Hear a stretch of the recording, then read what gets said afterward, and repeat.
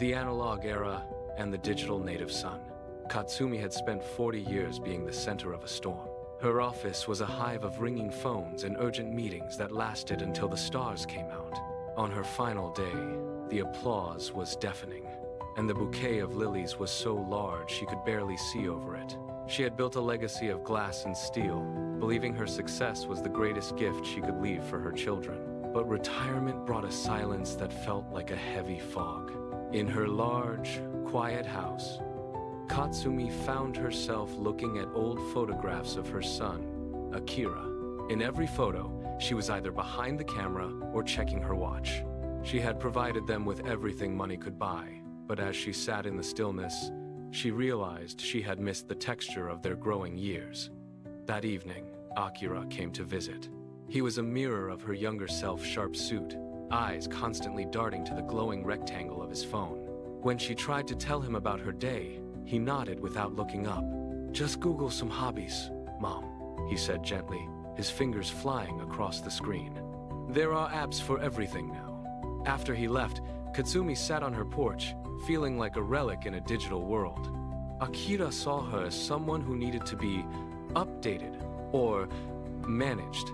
He didn't understand that her life wasn't a set of data points to be optimized.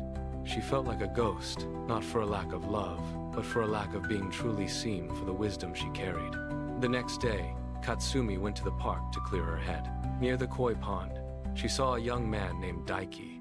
He was surrounded by the disassembled pieces of an old film camera, his brow furrowed in deep frustration. He looked at the mechanical puzzle in his lap as if it were a foreign language, his fingers fumbling with a tiny, stubborn screw. Katsumi paused. She recognized that specific model. It was the same manual camera she had abandoned when digital took over. She saw the boy struggle and felt a sudden, sharp spark. She realized that Akira and his generation thought everything could be solved with a click, but some things required the slow, steady rhythm of experience. The tension spring on the shutter is delicate. You have to feel it click from the left, Katsumi said. Sitting on the grass beside him, Daiki looked up, startled. She didn't wait for him to ask. She took the small screwdriver.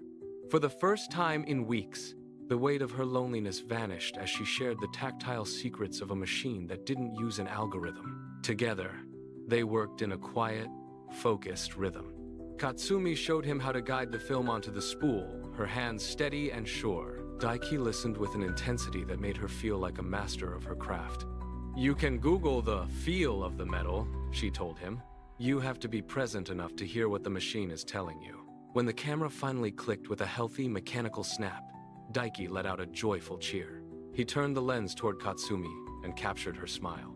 In that moment, she realized what she truly wished Akira understood, that her value wasn't in her past achievements, but in her ability to teach him how to slow down and truly see the world. That night, when Akira visited again, Katsumi didn't ask for help with her phone.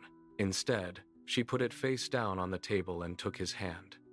"Put the world away for a moment, Akira," she said softly. "I want to show you how to see." She realized that the greatest wisdom after 60 is knowing that life isn't a search result, it's the connection you build when you finally stop looking at the screen.